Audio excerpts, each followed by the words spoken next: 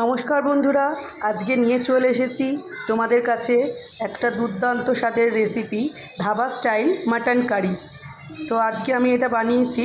এই রেসিপিটা পুরো আমার ইউটিউব চ্যানেলে দেওয়া আছে। তোমাদের ভালো লাগলে একবার ইউটিউব চ্যানেলটা দেখো কিভাবে কি করেছি। দেখো বন্ধুরা কিরম টেম্পটিং দেখতে হয়েছে। এই রেসিপিটা দেখে নাও।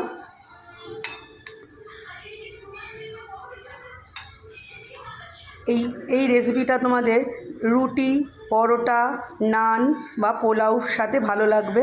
একবার বাড়িতে করে দেখো বন্ধুরা, আর ভালো লাগলে আমার কমেন্ট বক্সে লিখো কেমন লেগেছে।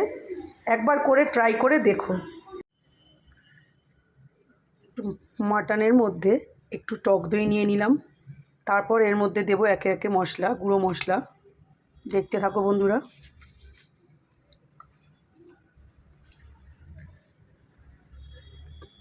অল্প জিরের গুঁড়ো,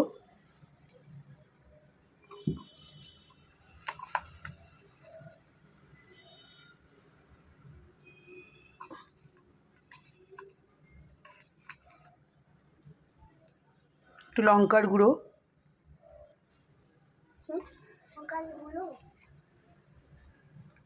একটু হলুদ গুঁড়ো,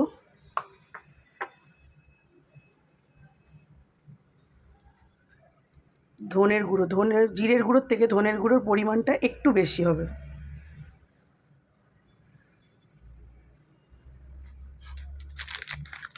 এবার দেব কাশ্মীরি রেড চিলি পাউডার,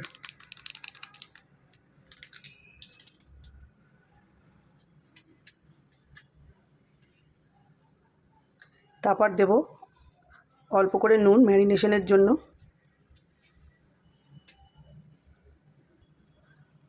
এবার দেব সর্ষের তেল, কাঁচা সর্ষের তেল।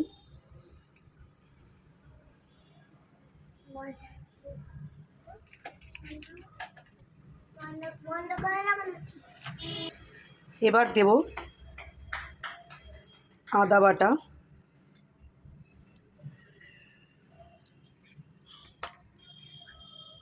আর দেব রসুন বাটা দিয়ে পুরোপুরি ভালো করে মেখে রাখবো।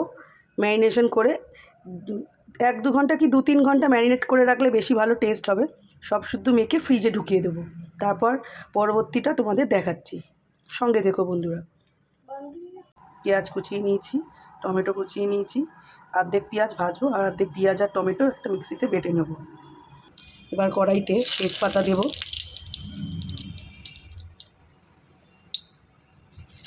গোটা গরম মশলা ফোড়ন দেব,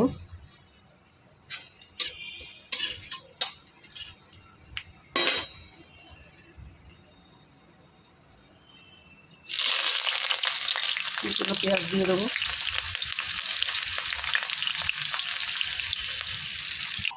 আর হাফ পেঁয়াজ আর টমেটো মিক্সিতে পেস্ট করে নেব। দেখতে থাকো বন্ধুরা কীভাবে করছি। একটু স্কিপ করে গেছি, এর মধ্যে একটু পোস্ত আর কাজু বাদামও আছে। একসাথে টমেটো, পেঁয়াজ আর কাজু বাদাম পোস্ত বেটে নিয়েছি। এবার এটা কড়াইতে ঢেলে দেবো। পেঁয়াজটা লাল লাল হয়ে ভেজে এসছে, এবার পেস্টটা দিয়ে দেবো।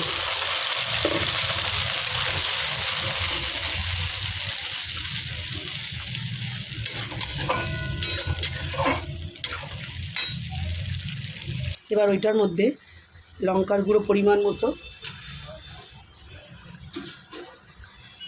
হলুদ গুঁড়ো পরিমাণ মতো দিয়ে মশলাটাকে কষাতে থাকবো।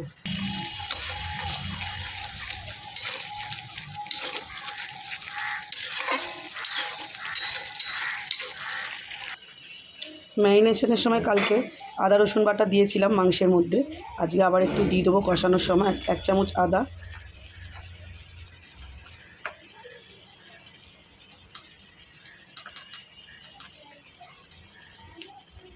একটু রসুন দিয়ে এবার ভালো করে কষাতে থাকবো। যতক্ষণ না তেল বেরোচ্ছে ততক্ষণ ভালো করে কষিয়ে নেব।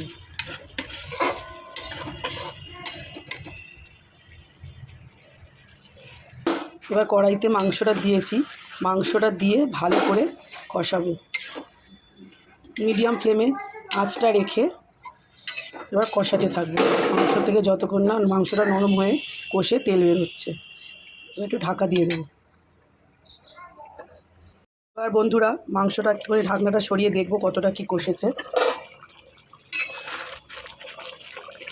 মাটন তো একটু কষতে টাইম লাগে।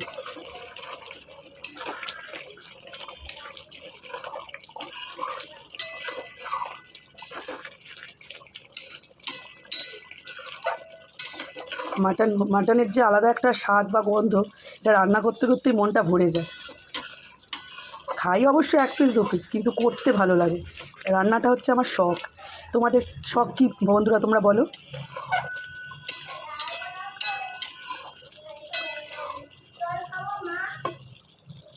আবার একটু ঢাকনাটা সরিয়ে দেখবো কতটা কষেছে। মশলাটা যেহেতু আস্তে আস্তে কষছে, সেহেতু সুন্দর একটা গন্ধ বেরোচ্ছে। বলতে এখানে জায়ফল গুঁড়ো করে নিয়েছি, একটু জয়িত্রী দেবো, এটা এবার মাংসে দিয়ে দেবো। এবার একটা জায়গায় একটু ধনেপাতা নিয়ে নেব আর একটু লঙ্কা কুচিয়ে নেব। মাংসটা যখন 80% গলে যাবে, তখন নামানোর একটু আগে এটা দিয়ে দেব, দিয়ে একটু ঢাকা দিয়ে একটুখানি ফুটিয়ে নেব। তারপর দেখতে থাকো বন্ধুরা লাস্টে কি করছি।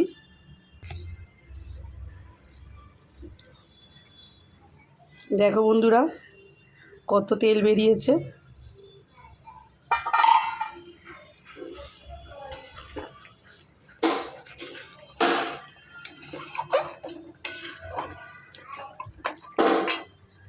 অনেকটা কুক হয়ে গেছে। এবার লঙ্কা আর ধনেপাতাটা দিয়ে, এই যে ধনেপাতা আর কাঁচা লঙ্কাটা দিয়ে দিলাম। এবার দিয়ে একটু নাড়াচাড়া করে দেবো। লঙ্কাটা দিয়ে কিন্তু বেশি ফোটাবে না, তাহলে ঝাল হয়ে যাবে। লঙ্কাটা একটু চেয়ে চেয়ে থাকলেই রুটি বলো, নান বলো, তুমি পোলাও বলো, সব কিছুর সাথে ভালো লাগবে মুখে লঙ্কাটা একটু পড়লে, যারা একটু ঝাল খেতে ভালোবাসো।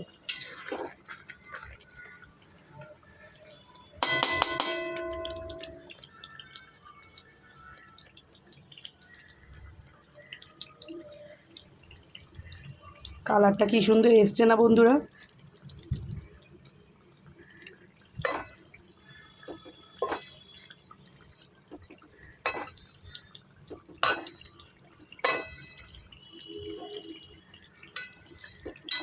এই রেসিপিটার নামই তোমাদের বলা হয়নি, এটা করছি আমি ধাবা স্টাইল মাটন কষা।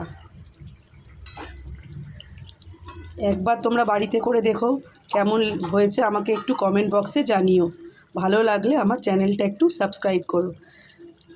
নামানোর আগে আবার দেখাবো তোমাদের। একটু ঢাকা দিয়ে দিচ্ছি।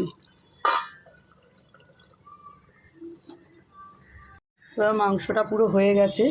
নামানোর আগে একটু অল্প মিষ্টি আর একটু গরম মশলার গুঁড়ো